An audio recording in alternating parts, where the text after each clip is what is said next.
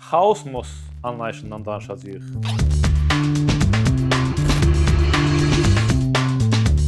James Joyce dünyanın ən qəliz, ən çətin oxunan əsərlərindən biri olan Finneganın Oyanışı romanında özündən bir söz yaratmışdı.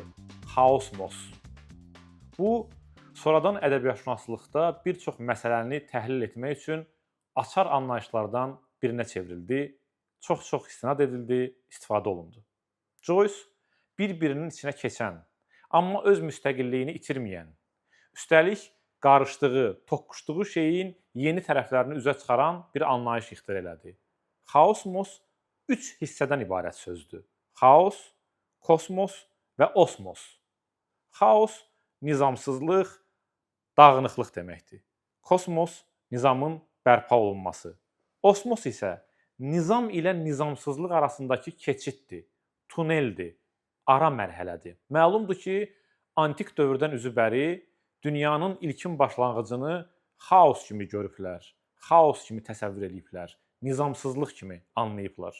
Sonradan hər şey nizama düşüb, kosmos yaranıb.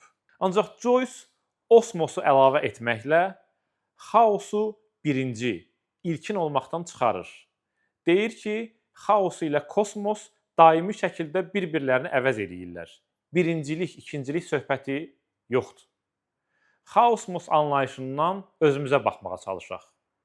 19-cu əsr Azərbaycan ədəbiyyatında ən müxtəlif ictimai-siyasi, eləcə də mədəni-kulturoloji səbəblərə görə klassik mədəni kosmos durğunlaşmış, köhnə formalar tiftiklənməyə başlamışdı. Hər şey bir estetik dalana dirənməyə gəlib çıxmışdı. Bu dalana dirənmədə Mirzə Fətəli Axundov durğunlaşıb əngələ çevrilən köhnə kosmosu yenisi ilə əvəz elədi. Köhnə kosmos itmədi. Daha dar çevrədə, marginal kanalda öz yolunu tutdu. Burada osmos keçid funksiyasını yerinə yetirən müəllif kimi Seyid Əzmi xatırlaya bilərik, yad eləyə bilərik. O, köhnə kosmosla yeni kosmos arasında bir osmos funksiyasını, keçidi, tuneli, aralıq mərhələni sanki ifadə edirdi.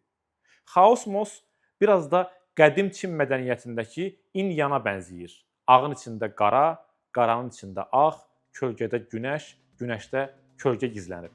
Onlar daim bir-birinə doğru yırğalanırlar, hərəkət edirlər və hər dəfə bir-birlərini dəyişdirirlər.